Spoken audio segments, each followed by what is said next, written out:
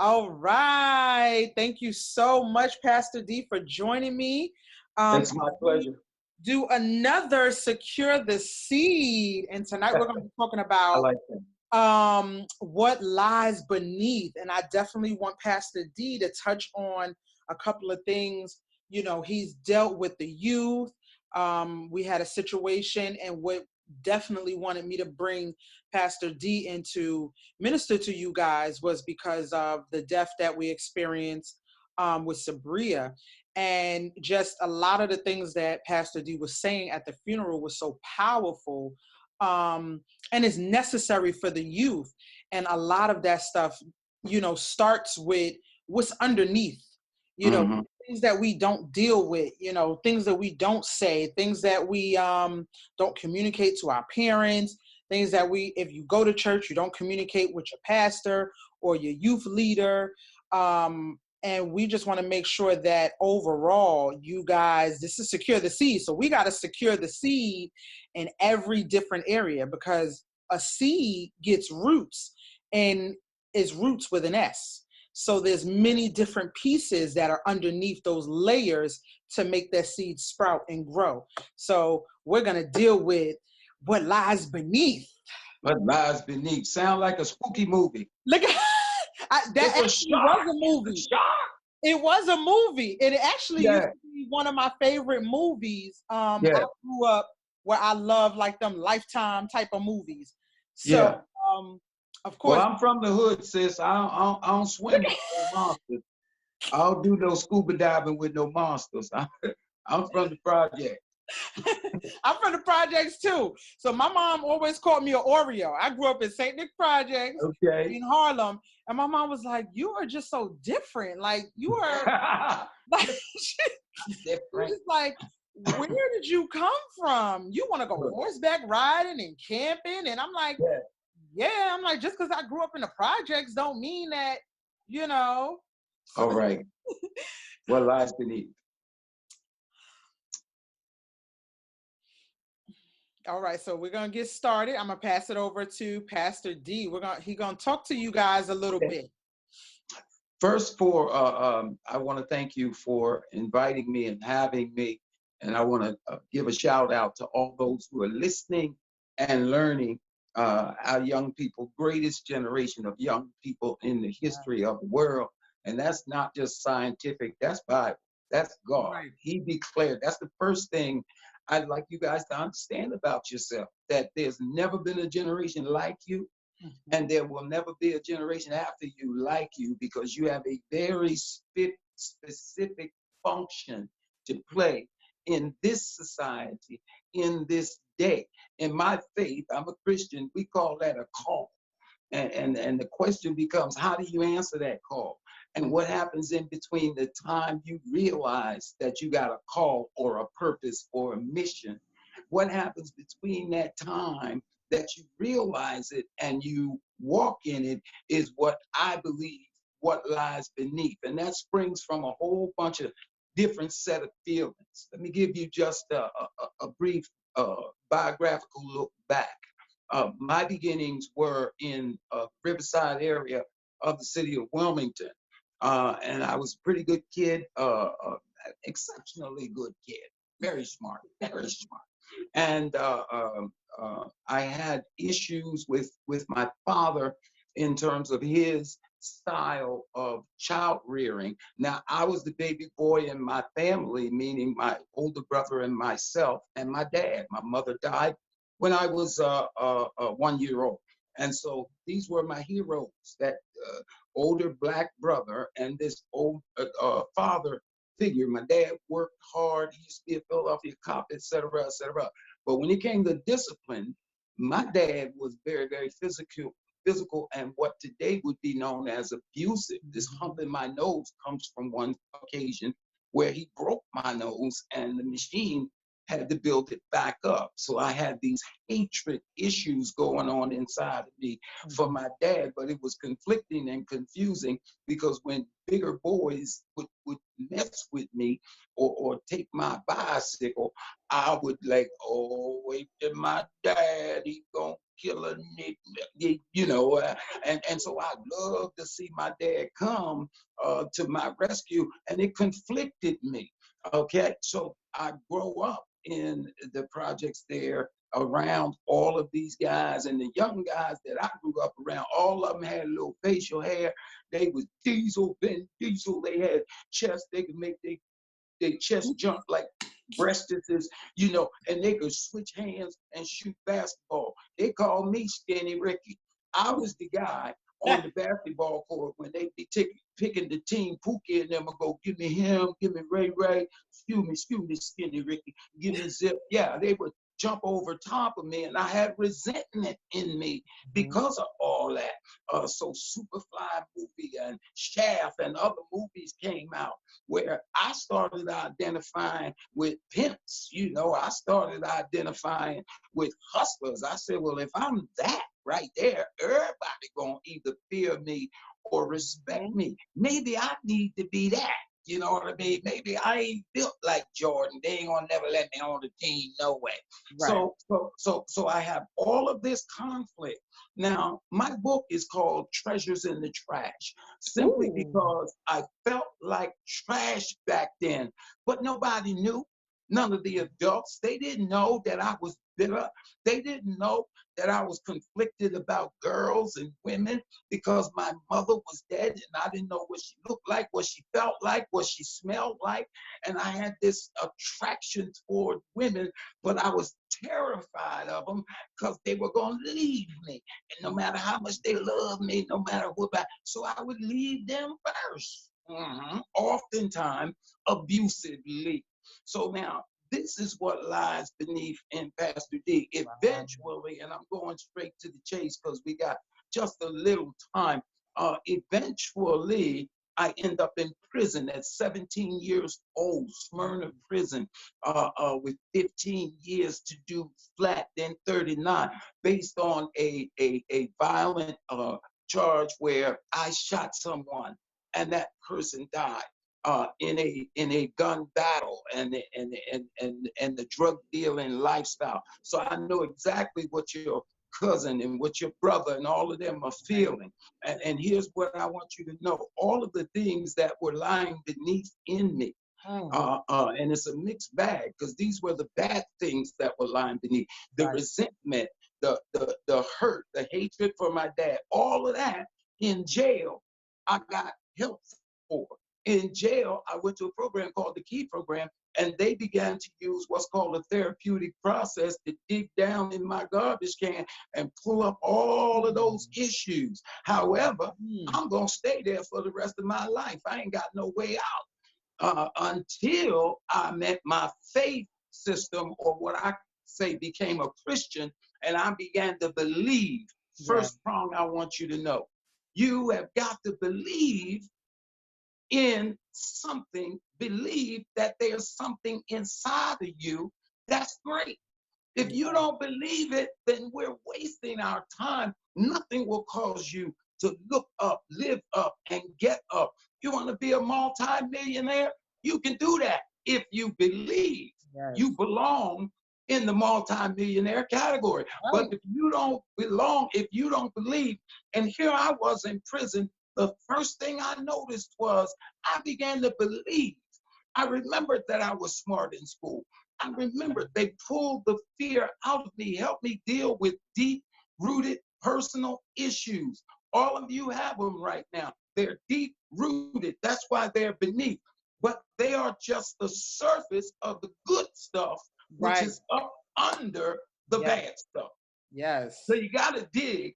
You got to dig deep and get that bad stuff up to the surface where it can be therapeutically dealt with by professionals and get it up out of you. And if we don't have money for professionals, then we got to become therapists for one another. In fact, I can think of some good barbershops where you can go get some therapy if you're a dude, and some beauty salons where you can go get some therapy from Big Mama and them if you're a girl. So we got therapists. And ask your parents too, because the back of that insurance card, they can find you some. Right. So now, once you believe, that's the first thing. If you're going to succeed, you have to believe. then you've got to get rid of the guilt mindset. Yes. We have this mindset. I did. Well, I shot somebody, and I'm never gonna get but so high. I'm from the wrong side of the tracks. I'm never really gonna. They got nice little programs, but the truth of the matter is, the white man ain't gonna let me go but so far. Then mouths are gonna knock me off, because I ain't never gonna be nobody and nothing. Now that would damage or shoot down my belief. See, you got to get rid of the guilt mindset, letting those things of the past that you have done and things you've experienced, letting that hold you back from believing that there's greatness in you, right? So that guilt mindset. Now, in my faith, we worship the Lord Jesus Christ, and he is famous, a famous scripture. All y'all probably know it, even if you don't go to church, where it said, Father, forgive them, for they know not what they do. He wasn't just talking about the people at the foot of the cross or the Roman police or any of them. Wasn't even talking about the dude that Judas that snitched on him and sold him out. He was talking about you and I. He was saying, God, my Father, forgive Pastor D, forgive Derek, forgive Shaniqua, forgive these children of yours. They don't know what they're doing. Now, how do I get rid of the guilt mindset? I've got to be willing to forgive myself. I have to be willing to forgive myself. And somebody has to help you to know how to forgive yourself. I understand. So number one is the first prong is that belief. The second prong for me became being willing to forgive myself. Now I'm walking around the penitentiary. I got 15 years to do. I only did 6. I ended up spending 15 and a half years in the prison system, but I only did 6. So for the next 6 years, I'm going around the jail singing gospel songs and telling brothers that I didn't want to be the pimp, imp, skimp, the food stamp pimp no more. I wanted to be Les Brown, this guy that I saw on some videos and everything, E.T. They told me them boys was getting something like $50,000 for talking an hour. I said, shucks, I can talk. A Negro can talk. Negro can talk. You heard me? So I began to joined a group called Toastmasters, and started learning how to speak. I wouldn't even read an English book in school, but I started reading them in jail. And I said, read, Derek, read. And I began to read 362 books in 1 year. I read in the middle of the cell, read in the back of the cell, went to sleep on a book reading all of Thomas Thorne, The Birds of Sin, If They Take Me in the Morning, Angela Davis, the Holy Quran, the Angel, the first through the 14th ruling dynasties of Egypt. You name it, I've read it, baby. And I was using that reading to put knowledge on my mind that I might be able to speak, because I wanted to be a motivational speaker.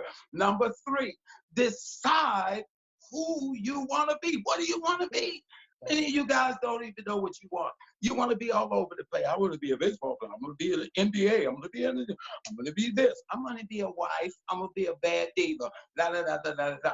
Decide what you want. You don't know what you want. Nobody can help you. Decide something. Your brain is powerful, but you can't even have 2 thoughts at the same time about different things. So what does that tell you? You have got to decide. Don't let somebody else decide. You decide. What do you want? If you want to be a multi-millionaire, you can have that. I wanted to be a motivational speaker. Today, I am. I wanted to be a writer. Today, I am. And once I learned the call on my life, I wanted to fulfill it, my purpose, to be a pastor. I am a pastor. I never wanted in here to be a pastor, but in here, I wanted to be a preacher. All right. I am today. Now, what was beneath came to the surface every time people, we call them haters now, and they come in all ages and sizes. Yes. People, and even family members, began to take those things about me that was still growing and not strong, and throwing them in my face. Mm. And they still hate on me today. I now understand that they're the wind beneath my wings, high hater. But these things began to affect how I felt about myself. And so since they don't want me as a Christian, I'll go back and do gangster. I know how to do gangster. All right. So you can't let somebody decide who you are based on their version of you. That's number 4. I got a whole list. I know we running out of time, but I guess the best way, sis, I can say it is this. And I hope that in the future we can get together and I can really Yes, cut we loose. But we you see, I definitely want to are. cut loose. But there is a building, and it's in San Diego, and I've been reading about it lately. It's the Millennial. You heard about the Millennial Towers? The Millennial Towers are supposed to be the most beautiful building in the world in San Diego. San Diego, peep this. San Diego, California, peep this. They got $400 million units. 400 apartments that go for $1 million. So this couple moves in there, African American couple, and they stay 3 years. In 3 years, they say they lost $3 million and they got out of their apartment. And they said, why? I mean, there's porcelain toilets and all kinds of, it's a luxurious, famous building.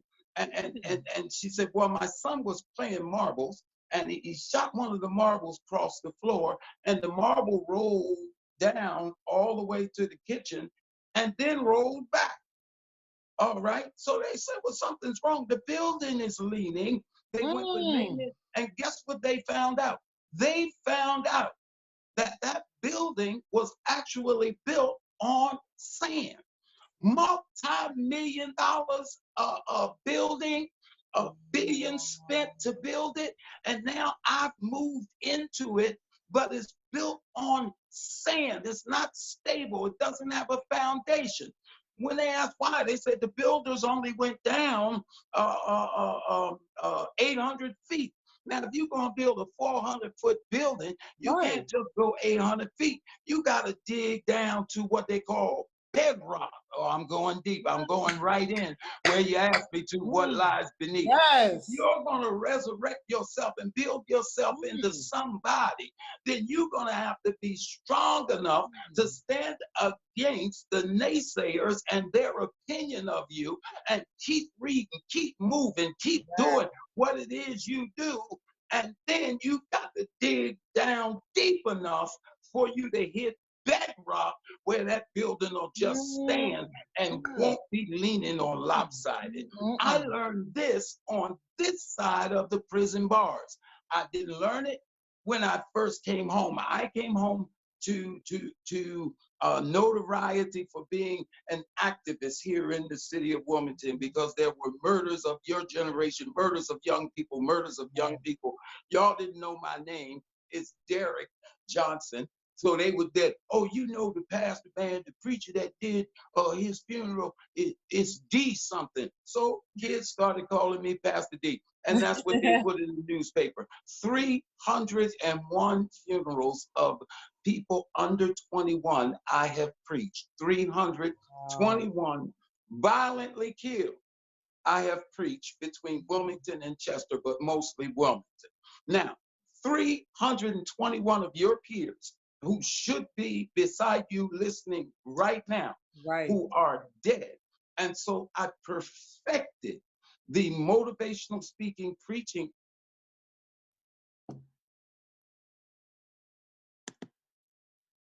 Uh-oh. Hold on. Your thing is on mute.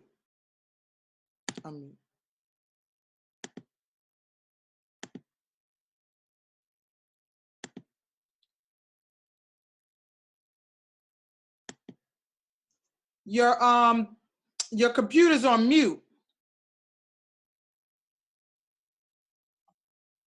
I think I gotta unmute the microphone. Okay, yeah, I see it now. Okay, I'm muted.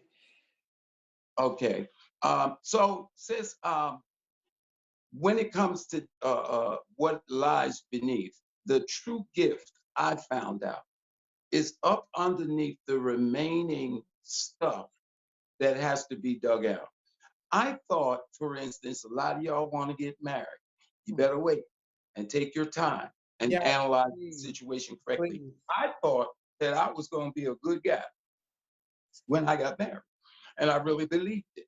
And so do you, so did your father. They believed that because we heard things growing up. I done hung up my guns. I ain't pimping no more.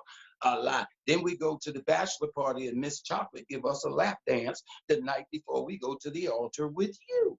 Nobody told me that the worst way to try to be faithful sexually is to have Miss Chocolate bouncing around on your lap because the culture said if my best man is a good friend, he's going to get me a lap dance. You understand?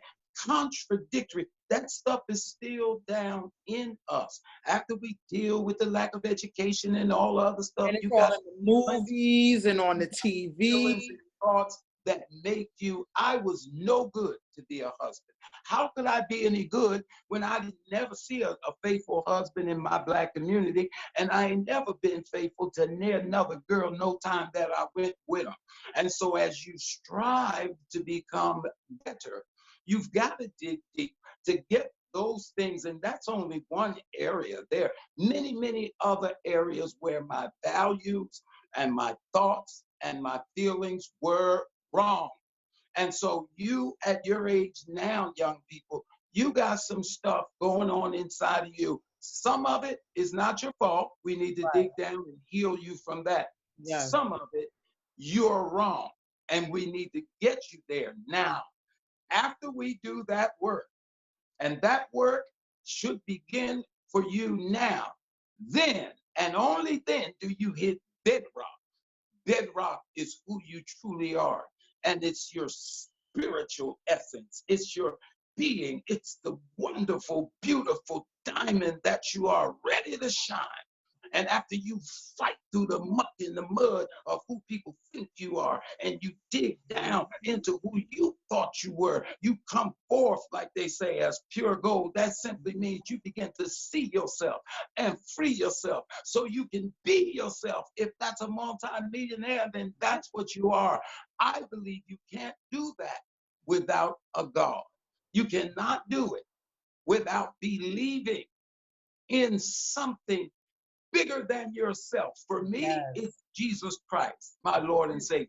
Yes. But you have to believe. Oh God, there's that word belief again. How Yes. can you believe in yourself and not believe in God? You Mm. understand what I'm saying? So this work should be getting done, I believe, in the schools of the land, and Yeah. it should be getting done in the churches. But know this, once you begin to, to, to touch what lies beneath, you're going to draw the anchor, the anger, and the, you're going to be very disappointed because you're going to draw the heat of traditional people who don't want you to think that way. Right. You know, they want you to want what they got. See, it's a difference. You don't want what I got. You want how I think. Mm. You don't want what they Right. got. You want how they think. I don't want that millionaire's car, money, and house. I can pick my own. Right. But I like to know how he thinks. So if Right. I get how he thinks, I can get my own stuff. You That's right. understand? That's You right. don't want to be, you don't want Pastor D to marry your mama, please. You want how Pastor D thinks so your dad can think that way. Right. I still have opposition. I probably have more opposition than most, but I've had the privilege of being needed by the first Black president of the United States of America and working with Barack Obama and introducing Michelle Obama to my wife and other Wilmington people. I had the privilege of traveling and performing with Dr. Bill Cosby all over the country, all on his private jet. I'm talking about ex-convict, 15 year and a half doing Come on. Riverside Right. Project Boy, me.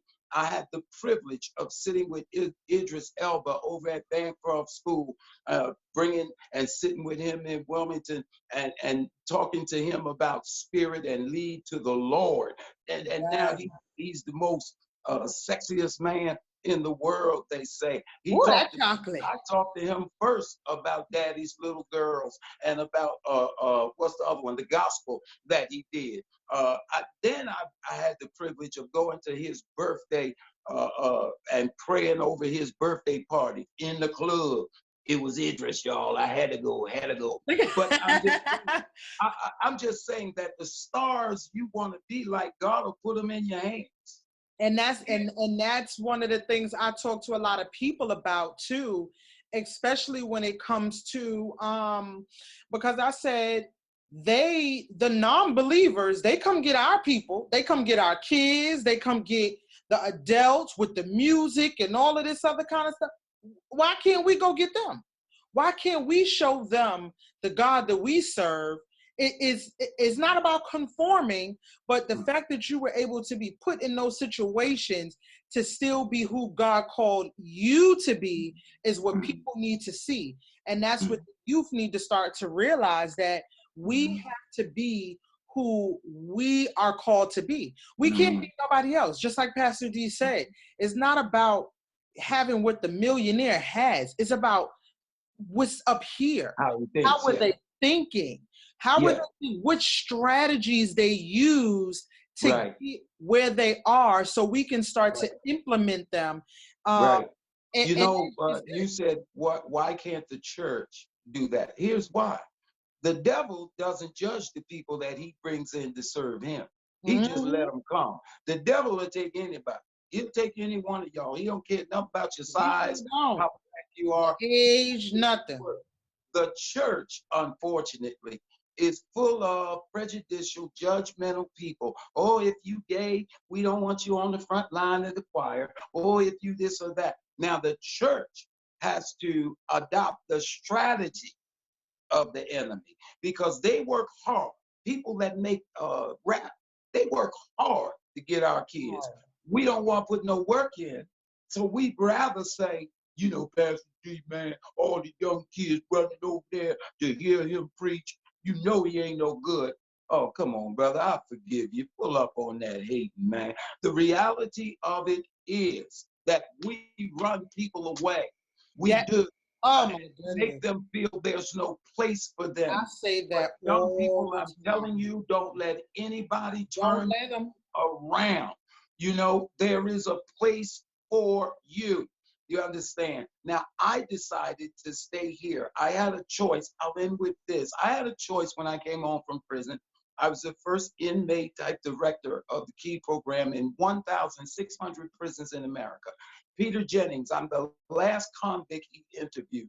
President Clayton sent the drug czar, General William McCaffrey, to Market Street, to the Plummer House, to meet me, as I was the first inmate on World News Tonight for running the KEY program. They were going to pay me $40,000 a year start. I would have worked my way up to 100 to run drug treatment programs. I knew I could do it. I knew I had the knowledge. I also had a chance to go into the movie industry. Bishop Wilmore took me to Philadelphia to audition for a movie. He's an actor, and I got a part, a bigger part than him. Ultimately, I had a shot to go into the movie business, and, Bill Cosby, everybody know I pastored Bill Cosby, for many years, and he's my great friend. And anytime I wanted to be in the movies. However, I found out in prison that I was called to preach. Right. I found out in prison that if you don't love what you do, you can't get up day after day and do it. You've got to find that thing that you love so much that you would do it for free, and then find people that'll pay you to do it. That's right. You got to find that thing that you would do for free. Y'all didn't hear me. And then find people that will pay you to do it. I'll never forget the first time when I hit the motivational. I've been speaking all over the place, $200 here, $300 there. When my wife and I boarded the plane, flew to Texas, and I spoke at a correctional convention, a prison guards convention, and they paid me $10,000 for an hour of speaking. I said, doggone it, I'm up here now. And I'm on that circuit. God has allowed me. Now get this, I'm 62 years old. That means it's not late. It's Right. not too late, and it's not too early. When you dig deep and you find what lies beneath, Mm. now you're ready to Yep. be a child genius. Now you're ready. What's wrong with being 15 and a multi-millionaire billionaire? They Absolutely on nothing. YouTube. I get No. annoyed because I'm like, hold up, wait a minute. I think I want to start a YouTube channel. Yeah. But you got, these are the things. I got seven more prongs, but I gave you four. And I'm gonna drop it like it's hot, shake it fast, back it up, show you what I'm working with. Meet me to church on Sunday. You can come see me in church. Beat me there, don't meet me there. So I am so very excited. Thank you so much, Yeah, Pastor D, for dropping the knowledge on the youth today in regards to what lies beneath. And guys, I really want you to take um, all of these different sessions seriously and think about it and sit down. And then I'm going to do my personal testimony because, like Pastor D, there were a lot of things that were on the beneath, on the deep inside of me. yeah. And not too long ago, God tested me. That was Wow. not 2018, 2019. We're in 2020. So this is just happening where I said, you know what? I know I have a calling and I need to answer it and I need to stop playing because I was arrested for lies. Like there was so many things going on, but guess what? If you don't know who you are and whose you are, you will easily get lost in this system. And that's one of the things we don't want the children to do, get lost in the system. Because me as an adult, if I wasn't so knowledgeable, and I have a lot of street knowledge, I have Right. book smart and street smart because I grew up in Harlem, grew up in the hood. So I got that hustler mentality and all of that, but I also have that mentality to where I open books, I read, I do Yeah. my research. And there was a point where y'all wouldn't even been able to see who I am. The security seed, it wouldn't have even existed. Right. I did not dig down on the inside of me, get rid of some things that would help me think clearly, because that's another thing. We got to be able to think clear and operate Yeah. clear. And if you don't dig up some of those things, the hatred and the, because my Yeah. ex-husband was taking me through hell in a handbasket, but I had to know whose power was stronger. And I had Yes. to know, you know what? Regardless of what he's doing, I have to forgive him. I have Yeah. to release him to Yeah. his creator. And Oh, guess that's what? good. I gotta walk this thing out. I have to That's walk so it out good. because That's at good. the end of the day, I'm an example. So I'm an example of all of those things that lie beneath. So if I don't deal with them, they're gonna show up. They're gonna show up in the courtroom. They're gonna Yeah. show up on that piece of paper that I gotta fill out because I gotta Yeah. hurry up and respond to something that he filed. Like I was so annoyed because my life had turned into courtroom wars. Like I had to stop working and all of this other kind of stuff because the courtroom became my full-time job. And I used to get annoyed. I'm like, these people, every time I come in, hi, Dr. Moore, hi, Dr. And I'm like, why do these people know me? Like, ugh. I was Right. annoyed, but God said, change your perspective. I Right. need this to happen to you Right. because it still has to take some stuff out of you. But not only that, there's going to be someone that's not as strong as you, youth. There's going to be youth, other youth that's not as strong as you. And some of these things you're going to have to go through, but you have to think smart. And you have to make sure you uproot those things that are not good, get rid of them. Don't let them lay there. Don't let them stay there. Mm-hmm. So that's my spew on that. And I'm going to Wow. come back around, circle back around with that later because someone asked me yesterday, one of my friends, she was like, I know we're friends and all. And she said, you motivate me, you inspire me. And she was Yeah. like, but what's your story? Right. She said, because, I know who you are now, but she said, I could just tell it's You something have one. Yes. else. And I Yes. just started talking to her about certain things. And she was like, wow. Wow. And, I told her about the time where I got arrested while I was at work. Like nobody knew because of what lies beneath. I had to make sure that anger never showed up when I entered a classroom. You know, it wasn't my students' fault. I still had to be focused. I still had to be their teacher. I still had to be my kids' parent. My children didn't even know that I got arrested when I got arrested. Mm-hmm. And then Yeah. I got out and went straight to Bible study that day. Right. So, Right. you know, we just have to be mindful of what we're doing in our actions and make sure that we Right. get rid of those things that aren't supposed to be there, because they're going to show up and they're not going to be so good for us. Right. And we have to remember that we are the only book, Bible, and word that someone will ever get. Yes. I want to say to your students leaving, first of all, I don't want anybody to glorify going to prison. Please don't. It don't glorify that.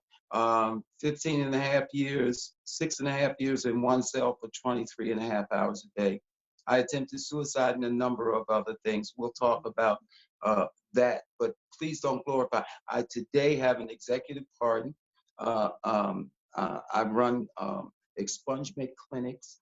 And I did everything. I ran for mayor here in the city of Wilmington. So I've gone from the bottom rung all the way back to full citizenship. You need a quality education. All right. I want you to know that the biggest handicap I'm learning to this generation, to you guys, is your EQ, not your IQ. It's your EQ, your emotional quotient. Who is this person? Your feelings get you in more trouble than a little bit. And we're becoming people who can't handle success. Who do you become when you get mad? You become another person when you get mad. You want to punch walls and knock out windows and cut tires when you get mad. Our EQ is all jacked up. Yesterday, and God will keep you in the head like this. Yesterday's newspaper, y'all, front page, and it has to do with Pastor D escorting a federal fugitive to the federal courthouse. He was on the run all over the country. Tamron Hall talked about it. Somebody's got to replace Jesse Jackson. Somebody's got to replace Al Sharpton. Somebody has got to do the work that God wants done to help people. And you have to be emotionally strong. You cannot have something happen to you and then your feelings make you go crazy. And then you leave somebody out there. All right. So God himself is not going to trust you with great things until you get your EQ together. Ooh, yes. All right. So I know he tested me with that. He said he was like, this is the time to test her before I give her a full platform. I want to make sure she ain't gonna cuss nobody out.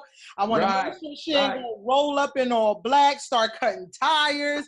You know what I'm saying? Because that's what type of time I was on. I was on that type of time where if you did something to me, ooh, I was coming. I was coming for you. Dressed that was your AQ like too. And we got to do a talk. AQ, IQ, EQ, AQ. Your acceptance quotient. Can you accept change? Yeah. And I had to accept the fact that it's not happening to me, it's happening for me. And it was happening for the better. So I'm dealing with these situations and I'm like, ooh, I just want to punch somebody. I just want to cuss them out. But the fact that I was able to pass the test with my EQ, you know, and get all of that stuff up out of me, God said, okay, now she's ready. And now here we are with Secure the Seed. I wanted to be in a classroom. Love it. Now God is expanding that even more. Nope, you got time on your hands. Let's get these episodes recorded so that way everybody around the world could see it. Because like I said, I'm a very personable person. So I like the classroom setting and stuff like that. And God is like, nope, you passed my test. You all of that stuff you went through, you ain't cut nobody's tires, you ain't bust nobody's windows, you ain't bury nobody 6 feet under. You know, you didn't do none of that stuff. So these are you don't owe nobody no oodles and noodles in jail, do you? You know, we always owe some oodles and noodles. You know, like I was able to get delivered. Right. That's the number one thing. What Yeah. lies beneath, you have to get delivered, you know. You're the best sermon. You're the best sermon for a young woman today. Yeah, You are. You're a you have page to. in the new Bible. You have to. Deliverance is key because we were called to be prosperous, but we also got to make sure that we deal with deliverance because we ain't going to be able to keep that stuff if we don't get delivered. Because like Pastor D said, if somebody hands you $1 million, if they make you a millionaire, what you going to do? What your Right. emotions going to do? Right. What is your emotion going to do when somebody slip, 10 G's away from your million thinking you don't Right. notice? What you going to do? What You you going gonna to do? you Yeah. gonna roll up on them, or you Right. gonna have your EQ together to where you can Or handle quit. it? Or quit. That's what I find them doing. You Yeah. drop out of school. When I talk to them about why'd you drop out? Oh, well, this teacher, I said, you let Oh, one person's so emotional. personality Yep. make you give up on your future. Get your EQ together. Get it Get together. your Well, emotion together. that's gonna be the next one. Get your EQ together. We're gonna. Oh yeah, we got to do that. Get your EQ together. I'm gonna make sure we get you on the schedule for that one. Get your EQ together. Or we could Yeah. do a Facebook Live Yes. because Yeah. not only the youth, these adults. Yeah. Oh my land, Yeah. that's a whole nother subject. I'm about to stop the recording because a lot of people, period, their EQ is like, I Yes. don't know, I don't understand. I'm just like, you don't Right. even have to react that way. But I had to remember when I was on that side of the track, Right. with the way my EQ was, I was a ticking time bomb. What? Yeah. I You was know like, what? yo, EQ, you're not gonna do me like that. I'm gonna show you right now. Right now. emotional weakness is to rehearse and relive the problem over and over without a solution. Right. And when you have a solution, you're not supposed to relive the pain of a problem.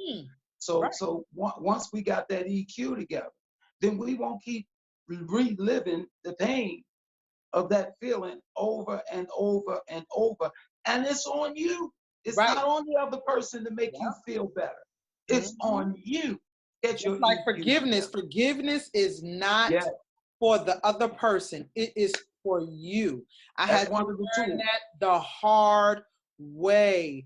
for When the I was better. going through my situation, all everybody kept saying, and someone who was close to my ex-husband and myself just out of nowhere prophesied to me and said, just forgive him. Forgive him. And I Yeah. was like, and they told me straight up, they said, you ain't forgive him yet. Uh-huh. Give him. And Yes. all the doors are going to open up for you. And I said, okay, you know what? So that's another thing that lies beneath, Yeah. you have to forgive. Just like Pastor D said, forgive yourself. You got to forgive You your have to. parents. You got to forgive your peers. You got to forgive the teachers. Just start forgiving people. It don't matter what they did. You still breathing. You still living. You don't have a bullet in your head. You're not in a hospital bed. You're not paralyzed. You're able to walk and move and do what you want to do. So forgive them. It doesn't. See, we think forgive means let somebody get away with something. Right. And it doesn't. It doesn't. It means no, you're not going to get away with it. What it means is I preached a sermon once called The Necessary End. And I've noticed that God brings us to places sometimes when we're at a necessary end. Mm-hmm. You know you're at a necessary end when the thing or the person you're dealing with, you look 10 years in the future and you see they are not going to change. Mm-hmm. And when you know that is not going to happen, you're at a necessary end. That's it. It's necessary that you get out.